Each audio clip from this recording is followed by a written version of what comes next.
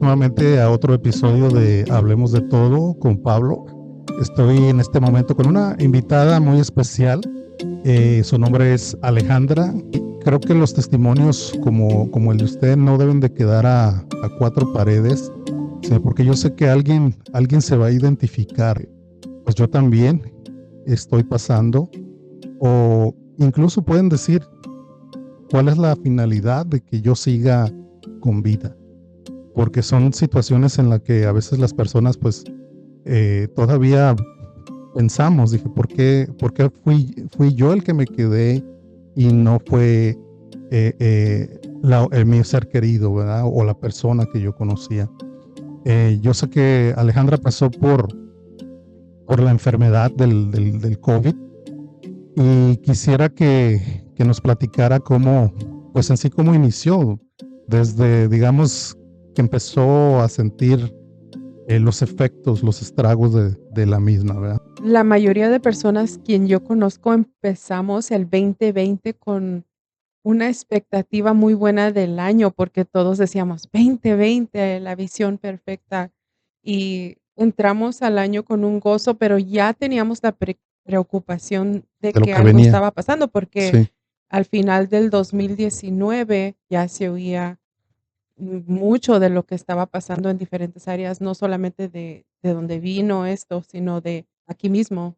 sí. Creo que en un crucero que venía de no recuerdo dónde, ya se estaban oyendo cosas, entonces ya estaba ahí el pensamiento de que algo extraño estaba, pero estábamos muy positivos sobre el 2020. Sí. El 3 de julio fue el día que entré al hospital.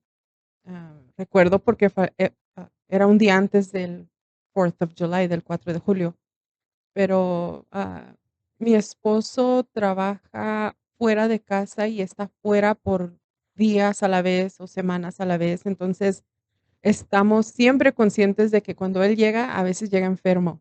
Ujú. Y me acuerdo que él estaba trabajando en Arizona, ah, creo que junio, y ya entrando a julio, y llegó a la casa enfermo.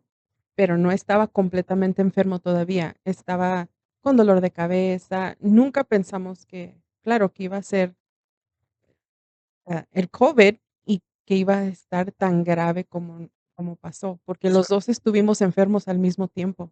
O sea, en cuanto él llegó con esos síntomas, empezó usted también. Yo creo que fue una semana cuando yo empecé a sentir, en esa semana, pues claro, yo estaba en casa con él, cuidándolo a él, no estaba él grave, solamente empezaba con los dolores de cabeza y pues la tos seca y fuimos al hospital a que le hicieran una prueba. Creo que en cuanto ya llegamos a la casa ya tenían los resultados, era COVID. Era COVID. Sí, Ujú. entonces, yo no empecé con síntomas hasta más o menos una semana después de que él llegó enfermo, Una semana después. más o menos, sí. Cuando usted empieza con todos los síntomas, ¿inmediatamente se va al hospital o permanece en casa hasta cuando ya decide que algo no está bien, que se sentía muy grave? Entonces, mi esposo, cuando él lo diagnosticaron con el COVID, fue al final de junio, porque yo todavía él duró una semana enfermo, me enfermé yo y todavía duramos semana y media muy enfermos, nos estábamos agravando. Entonces, ah no era la intención ir al hospital, llamaba cada rato, un doctor, ¿cómo está? Chécale el oxígeno. Ah, Diferentes preguntas que nos hacían. Ya después, cuando yo fui a hacer el chequeo, que ya me confirmaron que sí, después me hablaban a mí.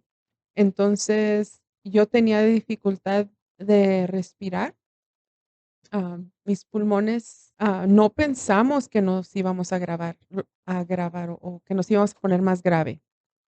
Los 2 estábamos, me acuerdo, con dolor de cuerpo, sin poder respirar, dolor de cabeza, sin sabor, al mismo tiempo los 2. Pero, pues, la situación se tornó un poquito ya sí, Ok. entonces, porque nos sentíamos tan mal del cuerpo, ya ni era ni porque no podíamos respirar, aunque yo estaba batallando, pero era más una dolencia muy extraña, muy fuerte de cuerpo. Entonces, fuimos al hospital con el fin de que a ver si nos ponían una inyección para algo, aliviar pues, el no dolor. sabíamos qué, ¿verdad? Entonces, ese día recuerdo que estuvimos en línea, había una carpa afuera del hospital, nos atendieron afuera y en realidad nos dijeron: "Pues no hay nada que podamos hacer, váyanse a su casa". Fue que nos fuimos a Sí. la casa. Mi oxígeno estaba en 89, creo. Ujú. Inmediatamente me dijo: "Vete al hospital, llámale a ambulancia". Y, pues, te dicen eso y dices: "Pues, un doctor me está diciendo que me vaya". Si, pienso yo que si el doctor no me hubiera dicho, todavía yo hubiera aguantado en la casa a ver hasta dónde. Fue el día que yo me fui al hospital en la ambulancia y ya no volví a mi casa hasta Pasó después todo de el todo. proceso. Ajá. Y es aquí donde viene lo difícil, ¿no? Tengo entendido que las cosas no mejoraron, se siguieron complicando para usted y se tomó una decisión, ¿no? Que esa decisión fue inducirla a un coma, entonces, o que le llaman la intubación, ¿no? Esa decisión la tomó usted, la tomó su esposo o quién la tomó. Honestamente, yo no me acuerdo haber tomado esa decisión. No fue mi esposo, se dice que fui yo. Ah, Cuando yo estaba en el hospital, esas primeras horas, me acuerdo que me cambiaban de una máscara a otra, de más oxígeno a más oxígeno, me hicieron chequeos de los pulmones. Entonces vinieron y me dijeron: "Tenemos un, tratamiento, pero necesitamos que tú digas que sí". Nunca escuché intubación, nunca Nunca pensó que escuché iba a ser eso. coma. Ujú. No escuché que ellos me dijeran directamente que eso era, sino que me dijeron que era un Procedimiento. procedimiento y, pues, hablé a mi esposo y le dije: "Pues, me están diciendo esto y esto y esto, ¿y tú qué dices?". Dijo: "Pues, lo que necesites para que te alivies". No pensé que iba a ser intubación y coma inducido, no pensé, no escuché yo eso de los doctores, tal vez ellos lo parafrasearon en un modo que no me dijeran esas palabras. Pero yo no me acuerdo, mi mente no se acuerda nunca haber escuchado eso. Creo que yo hubiera dicho: "No, intubación", algo, pero no recuerdo eso. Sí, en el caso nuestro, pues a mi madre le insistían, pero a ella sí le decían que tenía que ser entubada precisamente porque su condición, ella tenía hipertensión y diabetes y por lo tanto, pues ellos veían el riesgo, ¿no? Por su edad también. Ella tenía 74 años y a mí me llamaban la enfermera porque mi madre decía, yo no voy a tomar esa decisión, la tienen que tomar mis hijos. Entonces yo decía, pero ¿tú qué dices? ¿Lo hacemos o no lo hacemos? No, dice, pues tomen una decisión ustedes. Y eso fue lo difícil, ¿no? Tomar una decisión porque llegó un punto donde mi mamá, donde la tenían, decía, hijo, aquí se está muriendo mucha gente. Yo veo que cuando los entuban se mueren. Entonces eso a mí me creó muchísimo miedo, ¿no? No va a pasar nada que el Señor no quiera, eso fue lo que dijimos. Eh, Nos hicimos una llamada de conferencia y se tomó la decisión, pero mi mamá ya no pudo salir de eso. Le tomó 6 o 7 horas para que órganos empezaran a fallar y falleció. Entonces, a partir de que, digamos, se tomó la decisión en el caso de usted, la intubación o la inducción al coma, eh, ¿recuerda ese momento? No, ¿No? nada. Simplemente le pusieron una mascarilla que la durmió. No sé. Es todavía una incógnita para mí cómo pasó esto en el comienzo, porque, bueno, me acuerdo que hablé con mi esposo y no recuerdo exactamente las palabras que le dije, pero sí me dijeron, un tratamiento. Entonces yo le dije a él un tratamiento. Creo que hablé con mi mamá, nunca yo le dije intubación, porque ella tampoco recuerda eso. Entonces, no sé qué pasó conmigo que no me acuerdo. No me acuerdo las máscaras, no me acuerdo de nada más. Estuve entubada, me dicen, porque aún después de que desperté fue todo otra situación con la que tuve que lidiar, pero parece que fueron 15 días que estuve en 15 coma. días en Sí, coma. duré 22 días en el hospital, incluso pasé mi cumpleaños ahí, el 20 de julio. Tanto fue el estrés de estar en coma y de todo lo que sucedió durante ese coma, que yo pensé que yo iba a cumplir 50 años, y le dije: Wow, "Ma, 50 años, ¿cómo se?". Y se reía de mí, me decía: "Mija, no no vas a cumplir 50 años, ¿de dónde agarraste eso?". Y yo: "Es que fue de trauma lo que lo pasó que pasó. mi mente, mis memorias, mis recuerdos en el coma". Hay algo que estamos ajenos a, a cuestionar, porque literalmente cuando una persona se encuentra en esas circunstancias, como bien, ya jamás salen, ¿verdad? Lo que pasó con mi madre. Y en el caso de usted, que tengo el honor y el privilegio de hablar de estas cosas, podemos platicarlas, pero y como existen oraciones de intercesión generacionales donde se involucra demasiada gente, ¿no? Lo que nosotros vivimos y se puede sentir cuando alguien intercede. Incluso puedo decirlo con certeza, que la oración puede retener la vida de alguien. Y hubo una persona en su vida que estuvo clamando fuertísimo, y esa persona es su madre. Ujú, mi mamá. Y lo que me llena de asombro es que cuando existió esa intercesión, usted estaba en un lugar, en ese sueño profundo, usted la escuchó. Sí. En realidad,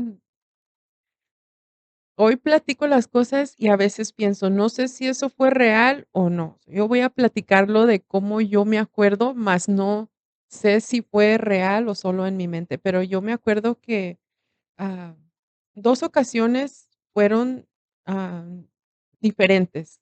Antes de que yo pudiera escuchar a mi mamá en ese coma, me acuerdo que tengo 2 sobrinitos, y me acuerdo que los veía y volteaba.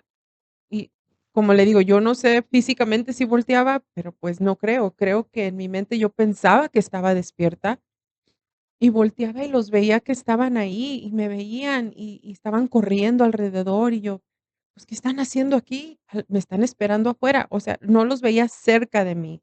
Veía como que estaba un vidrio, y los veía jugando, pero en una sala de espera. Después, ya que pasó todo, mi prima me comenta: "Estos niños oraron por ti y clamaban a Dios por ti", y yo: "Oh, es que no tiene que ser eso que yo estaba viendo", es porque yo así lo considero, que en ese momento ellos estaban orando por mí, por eso los veía. Entonces, no sé cuánto tiempo pasó en el coma, que yo veía que estaba en el cuarto del hospital. Y como que yo volteaba porque oía a mi familia afuera, y volteaba, como le digo, más no sé si en el subconsciente o físicamente, pero no los veía, pero los oía y decía yo: "Ahí están afuera, me están esperando", y eran, mi papá, mi mamá, mi esposo y mis 2 hermanos. Entonces, ahora entiendo que estaban orando por mí, yo creo, en ese momento, no entiendo, ah, qué estaba pasando, pero lo que fue más fuerte para mí es que yo oía que mi mamá me decía: hija de mi vida", y yo oía que gritaba, no como con desespero, pero que mi mamá vive en Texas. y todos los días hablamos por teléfono. Sé que ella es una mujer de oración, una mujer que intercede y el Señor ha escuchado sus oraciones en muchas. Y algo que hay que aclarar, que cuando una persona se encuentra en una condición así, no hay nadie ahí, más que el personal médico. Aparte porque es un área de alto peligro y más por ese virus. Entonces usted estaba como en terapia intensiva, por lo tanto, ningún familiar estaba ahí. No era posible que esos niños estuvieran ahí. No era posible que su mamá estuviera a decirle No, al lado, hija de mi vida. no, no era posible y con más ganas por la situación que estaba pasando que ni con permiso, ni con nadie podía visitar, nadie. Y las enfermeras después también entendí que no entraban y salían como yo pensaba. En realidad, como dice usted, estaba sola, sola, sola. Sí entraban, claro, ocasional, me imagino, que a una pero yo me acuerdo, no sé en qué nivel estaba, pero yo llegué a preguntarle a una enfermera, creo: "¿Estoy muerta?". Pero luego digo: "Pues, ¿cómo le pregunté si estaba entubada? No entiendo, no entiendo", pero estaba yo Como que si viva en veía a mi las mente. personas, Sí, como, sí, como si su cuerpo se hubiera desconectado de su espíritu y el sí, espíritu veía a las sí, personas. sí, Wow. sí. Entonces, ah, mi mamá, esa voz: "Hija de mi vida, hija de mi vida", yo: aquí estoy", pero no la veía, solo la escuchaba.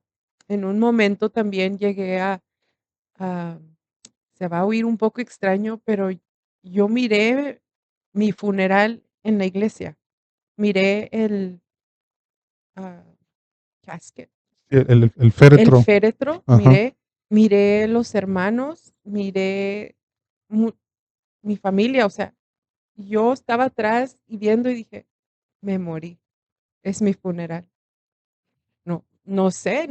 Y extraño que cuando cuando yo estaba en ese coma, yo no sabía lo que médicamente estaba sucediendo, no sabía, yo no sabía que estaba al borde de la muerte, físicamente, hasta después me di cuenta que, ah, me saqué el problema fue este, yo me saqué el tubo. ¿Cómo? No sé, ¿será que me lo estaba sacando el tubo? Yo no sé, pero resulta que me jalé, estaba muy inquieta, me dijeron, y jalé el tubo, no sé cómo, entonces colapsó uno de mis pulmones. Ese fue el problema, que estaba la máquina respirando por mí al 95%. Yo estaba a 5% de estar 100% en la máquina Wow. de de Las personas que dicen que están al punto de morir, ¿no? O que ya no responden, dicen que ven una luz.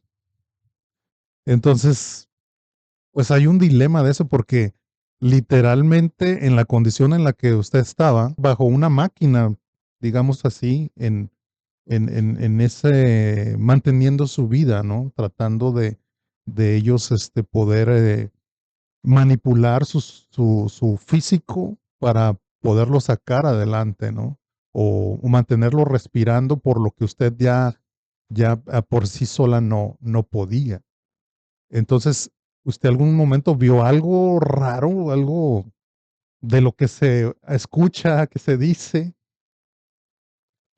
okey, nunca vi una luz que decía: "Ven para aquí, es un ángel", nunca vi, eh, la verdad fue un trastorno para mí, el estar en ese coma, fue como un trastorno, ah, no me explico si eran ya cosas que yo traía adentro en mi consciente e inconsciente, extrañamente oía una música heavy metal. Horrible. Y yo adentro decía: "Apaguen esa música, qué horrible", y sentía presencia fea con esa música. Maligna. Sí, yo sabía que era maligna porque era horrible, pero era heavy metal, y yo vengo de esa clase de antes de yo caminar en el camino del Señor, Usted ah, practicaba ese tipo de... sí, me iba a los conciertos, escuchaba los CDs de música de metal, y yo sabía que era música mala, pero no sabía que cuánto me iba a afectar. Años después, tengo muchos años de estar en este camino, y no sé por qué eso estuvo ahí. En mi mente también, una de las que yo me veía que estaba en un bote de basura y estaba acostada en el bote de basura, y esto va a estar un poquito fuerte, disculpen si se oye un poquito No, vulgar, no, pero no, no es mi adelante. intención, sino que sentía que tenía mangueras de heroína, metidas, y yo no sé por qué yo pensaba que era eso, nunca yo, gracias a Dios, nunca tomé ese rumbo de hacer heroína, pero, en mi mente yo estaba, ah, en un bote de basura con mangueras en mi brazo. Y yo sentía que se estaban burlando de mí. Yo sentía una burla muy grande cuando estaba ahí. Ahora sé de dónde era. Ahora sé que el enemigo de nuestra vida me quería, no sé, asustar, terminar, no sé qué era el propósito, pero una de las veces también en ese coma, me acuerdo que sentía que estaba en un desierto y tenía mucho calor en el desierto y tenía miedo. Miedo de personas, no veía a Dios, no sentía a Dios, incluso no sentía la presencia de Dios, lo voy a decir con mucho temor así, no sentía algo bonito. Todo lo que pasé fue muy extraño y muy oscuro, muy oscuro. Entonces, en, en primera instancia fueron los niños que jugaban, después el clamor de su mamá, Sí. después vino ese sonido de esa música. No sé en qué ¿En orden, qué orden? sé que los niños fue lo que vi primero. Ok. Ajá, mi Y luego mamá viene donde usted se veía en la basura, con esas mangueras conectadas que dice de heroína, y, y enseguida viene el desierto. ¿Y qué había en ese desierto?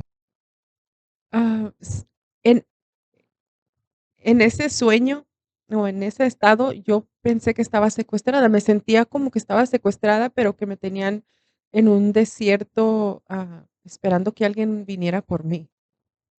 Muy extraño todo, sé que se oye muy extraño todo esto, pero eso es lo que estaba pasando en mi mente durante todo ese tiempo. Pero en el desierto era como que estaba esperando que alguien llegara por mí, pero yo sabía que estaba como secuestrada o cautivada y tenía mucha calor, me acuerdo que Mucho calor. sentía mucho calor. Ajá. Y esa fue la última sueño o anécdota que pasó durante ese periodo de esos, porque estamos hablando que fueron 15 días, ¿verdad? Fueron 15 días, sí. Ujú. Hay muchas cosas pequeñas, pero como le digo, Eso no es lo es que más resalta de lo que ahora usted se acuerda. sí. Y otra cosa es que, yo viendo el techo del cuarto donde estaba, más no sé si de verdad lo estaba viendo en lo físico, pero decía: "Vas a ver, la vas a pagar. El Señor Él va a hacer justicia". Le estaba hablando al enemigo, yo sabía ahí que le estaba hablando, pero no veía nada, eh, demonios ni nada de eso, pero Pero es que usted se sentía dirigía a él. sí, sentía eso que estaba vigilándome, viéndome, algo malo. Ajá. Pues, definitivamente eh, el acusador, ¿no? Que trata de que en nuestra condición más vulnerable, tratar de destruirnos, ¿verdad? Pero ahí es donde entra el poder de la intercesión, ¿no? Que aparte que ya con el temor de Dios en su vida, pues había literalmente, no solamente era una guerra física, sino una guerra espiritual, ¿sí? Donde se estaba debatiendo su vida, ¿no? Eh, y pues obviamente pues no va a haber un orden de en qué momento sucedieron esas cosas, pero ¿hay algún otro lugar que usted se recuerda que estuvo? No, no me acuerdo. Tal vez me acuerde en el futuro de algo, pero no me acuerdo ahorita de alguna otra situación en ese momento. Me gustaría comentar algo Sí, y esto también es un poquito, muy personal. ah, bueno, todo es personal, pero abriendo un poquito la cortina de lo que estaba pasando yo anterior de que sucediera todo esto, la verdad es que nunca he renegado de Dios, pero estaba renegando de algo en mi vida, de falta de propósito, eh, falta de muchas cosas en mi vida en ese momento, como que le decía al Señor: "No sé ni para qué estoy aquí, si no esto, o esto, esto". Le puse yo una lista, ¿no? sí. Cuando yo desperté del coma, me acordé de que yo estaba renegando, de que no hallaba mi propósito, me acordé. Dios trató conmigo en este momento porque entendí que la vida Él nos la dio para vivirla y disfrutarla y buscar nuestro propósito. Claro, con todo lo bueno y lo malo que pueda suceder, pero sí estaba renegando, no de Dios, pero de mi vida en ese momento y de lo que era mi vida en ese momento. Y pasó todo esto y la verdad que lo atribuyo a una lección grande que tenía que salir de todo esto. Ahorita que dice eso sobre renegar de nuestra circunstancia, am, ¿usted considera que en la condición de su corazón en la que estaba de ese resentimiento, qué sé yo, ¿no? Con la vida, una probadita de que lo que pudiera es haberle esperado si una persona, con mucho respeto lo digo, se hubiera muerto en ese desacuerdo con consigo misma al presentarse ante Dios? Me da miedo decir que creo que eso me esperaba. Si yo hubiera muerto en ese momento, no sé qué hubiera sido, porque qué tan terrible había todo lo que yo viví en ese coma, pues, yo lo traigo adentro.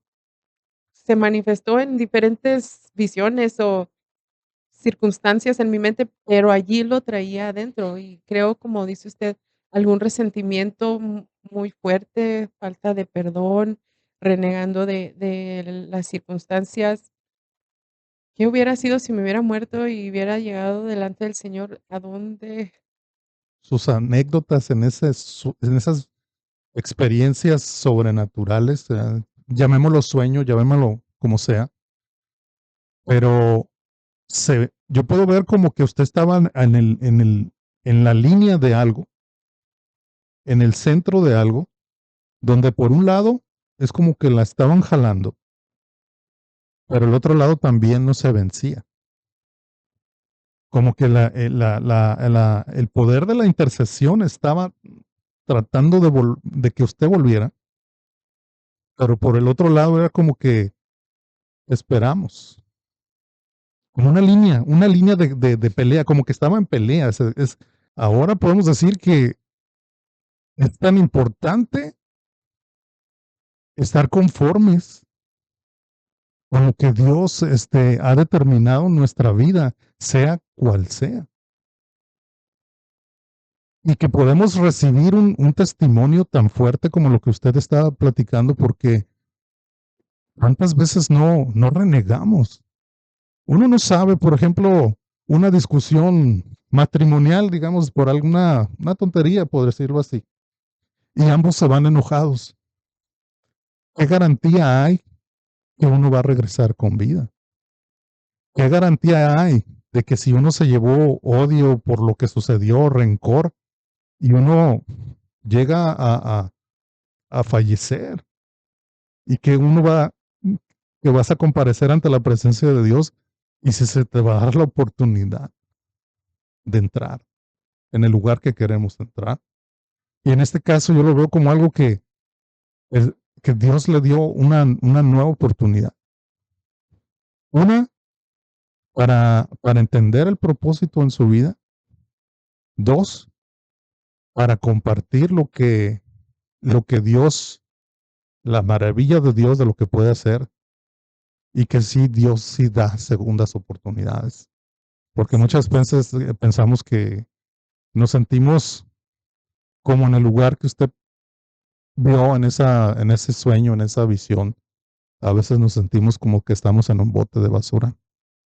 A veces nos sentimos como que estamos en el desierto o como que las cuestiones diarias de nuestra vida, la rutina nos tienen cautivos, nos tienen aprisionados. Y es una enseñanza muy fuerte lo que usted está diciendo.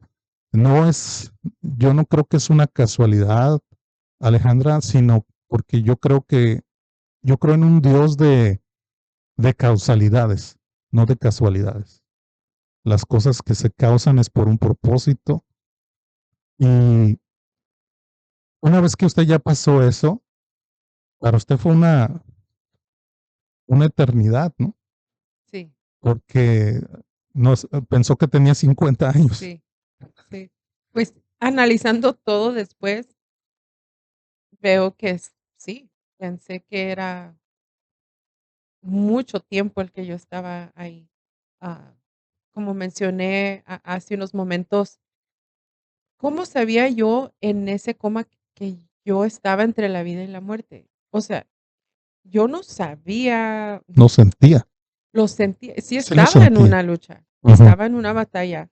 Ah, estoy segura que todos esos sentimientos y emociones que yo pasé por ese coma era lo que el enemigo de mi vida quería que yo sintiera en vida, o sea, sentía sin propósito, que hay en la basura, cosas que no sirven, y eso quería que yo sintiera. Así me estaba sintiendo, Ujú. así estaba sintiéndome, guau, me estaba sintiendo, mm, pues sí, dependiente tal vez de cosas en el diario vivir. Vamos a hablar del teléfono. Muchas veces está uno conectado, dependiente de cosas que solamente a veces nos hacen estar en ese lugar de: "Ay, ellos sí, yo no". Entonces ya empieza a alimentar el: "¿Para qué estoy? No tengo propósito". Entonces son muchas cosas que, ah, estaba, tal vez manifestándose lo que yo traía adentro. Pues Sí, sí, pues eso es lo que es, porque lo tengo adentro, todo eso que pasé ya estaba dentro de mí, pero, ya cuando desperté, que supe lo que había pasado, que supe que esa máquina estaba respirando por mí 95%, dije: "Guau, sí estaba luchando entre vida y y muerte". muerte. Claro, Dios siempre tiene el control aún de nuestra vida. Él es el que me formó, me creó y Él sabe qué día es mi último día, pero extraño que se va a oír, le doy gracias a Dios por toda esa experiencia tan difícil, porque también la recuperación fue difícil. Eso Am, fue otro proceso muy difícil, ¿verdad? pues sí, fíjese que cuando yo desperté del coma, no podía hablar. No podía sacar las palabras, no podía comer. Me acuerdo que me decían: "Come sola", y no podía atinarle a mi boca, y ellos, me acuerdo que los doctores y enfermeros se preguntaban: "Bueno, pues, ¿qué le pasó? Que no puede hacer esto y no puede ni hablar". Y yo los oía y decía: "Es que, pues, estaba traumada, me fue un trauma cuando Sí. desperté". Desperté dándole gracias a Dios, desperté cantando una canción, me acuerdo, bueno, es la primera canción que me acuerdo que canté, la de, Rattle, en inglés se llama, que habla de cuando lo muerto vuelve a vida. Y digo yo, pues, ¿yo cómo sabía? Es que yo estaba viviendo eso ya Sí. adentro de mí. También me acuerdo otra de las canciones que eran, es que estaba llorando, desperté llorando, llorando, llorando, y en mi mente cantando estas canciones de, que no, ¿cómo se dice? No weapon formed against me shall prosper. Ujú. Es una canción, yo sé que es bíblico, pero es no sé cómo es en español, no prosperará arma Arma forjada. forjada. Ujú, Entonces, ahí entendí, guau, okey, esto quería acabar conmigo, sí. pero Y, gracias a Dios.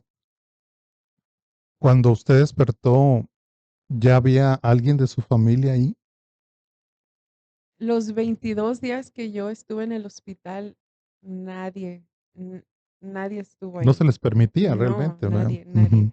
Ah, el doctor tenía instrucciones de avisarle a mi prima todo lo que estaba sucediendo, entonces ella se encargaba de avisarle a mi esposo y a mi mamá. Entonces, eso era la única comunicación de los doctores. Ya cuando desperté, pues, ya entraron las llamadas de teléfono. Me acuerdo cuando ya pude, porque ni podía atinarle al teléfono de tan mal que yo desperté, no podía usarlo porque no le atinaba por mis manos temblorosas y no tenía control. Ya cuando pude, una enfermera fue la que, mandó a no sé si mensaje o llamó a mi esposo y a mi mamá. Eh, algunas personas que tuvieron pues muchas que tuvieron la oportunidad de regresar con sus familiares, algunos salieron en silla de ruedas. No sé si fue su caso. Sí, no podía caminar, muy apenas me paraba. Me acuerdo que entraba el enfermero de la terapia y me hacía terapia en los pies porque yo no podía levantarme ni al baño, no podía, no sé qué pasó, pero sí, salí en silla de ruedas. Y el proceso de recuperación, ¿cuánto duró? Ya en casa. Sí, entonces, gracias a Dios que empecé a recobrar fuerza en mis Piernas. piernas y Ujú, caminaba con un walker. ujú. Ah, en la casa. No Andadera. salía de la casa, sí, con una andadera, perdón.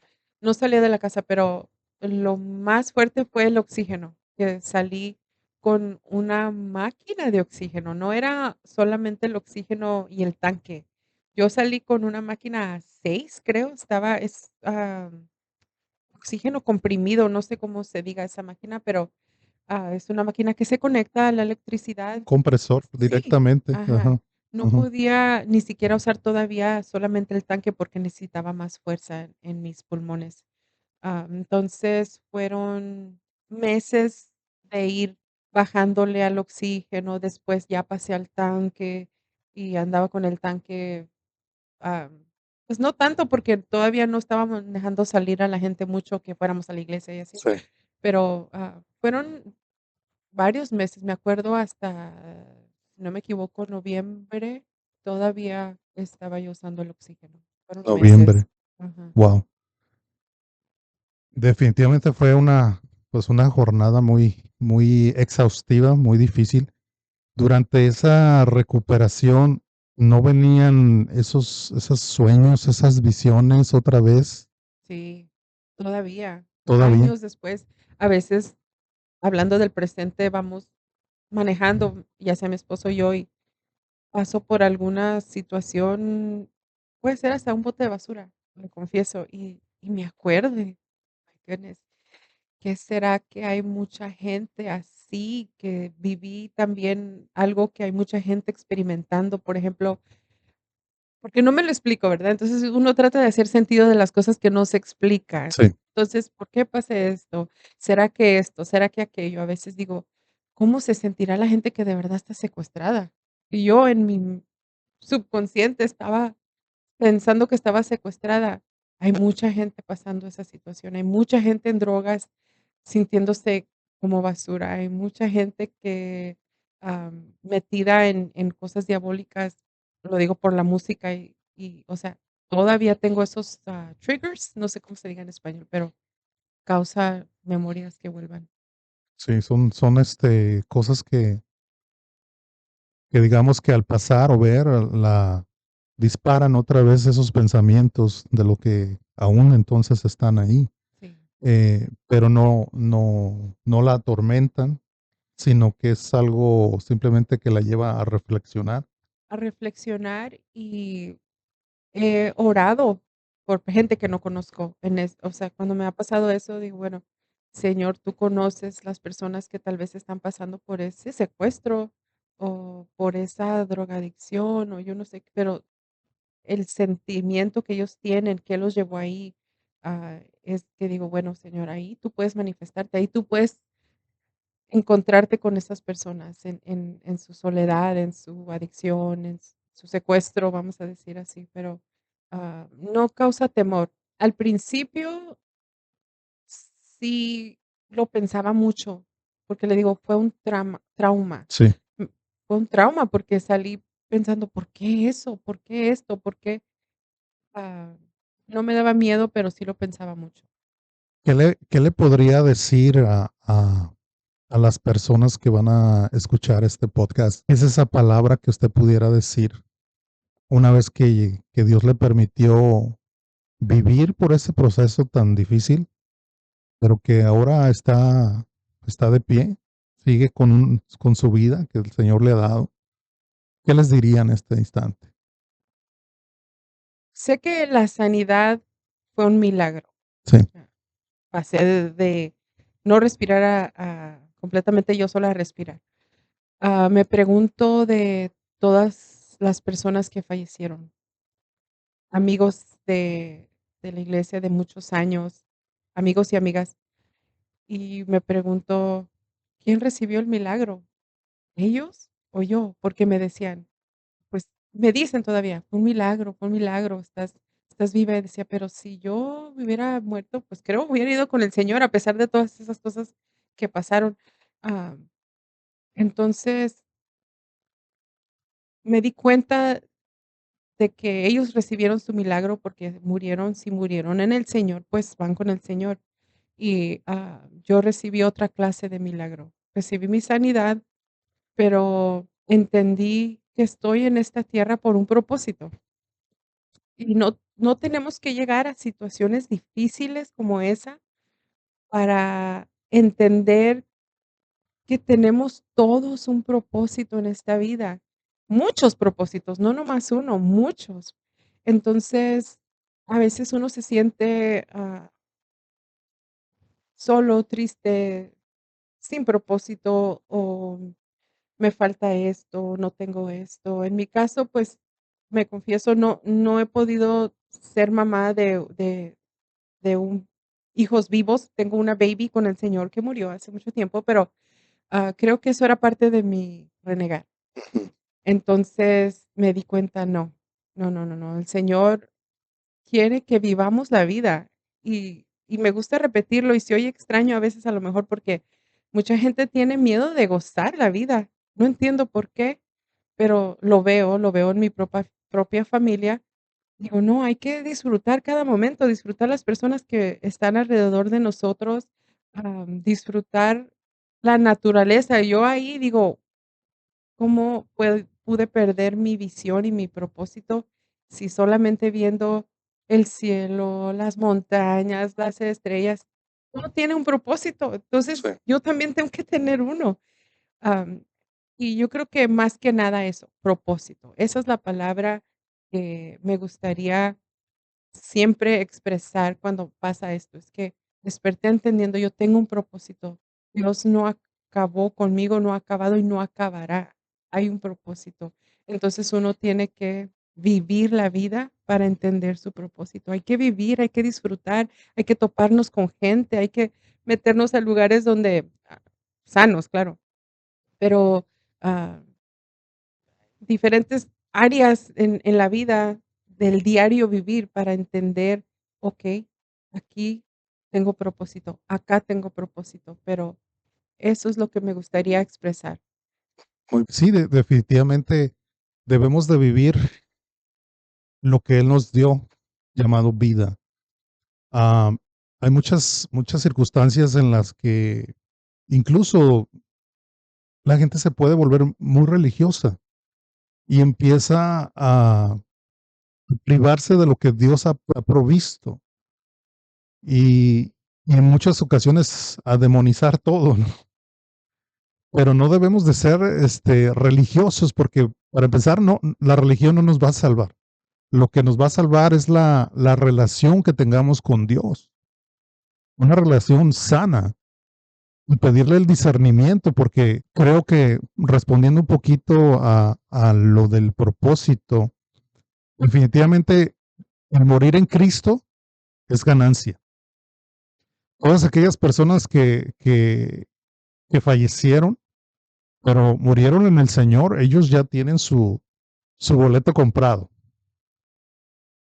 Y aquel que estuvo en enfermedad, yo lo digo en mi caso por mis seres queridos que se fueron, en el caso de mi padre que murió de cáncer, su sanidad total y completa de la que se le pidió al Señor era que el Señor se lo llevara, porque la oración lo retenía a él y él no era feliz.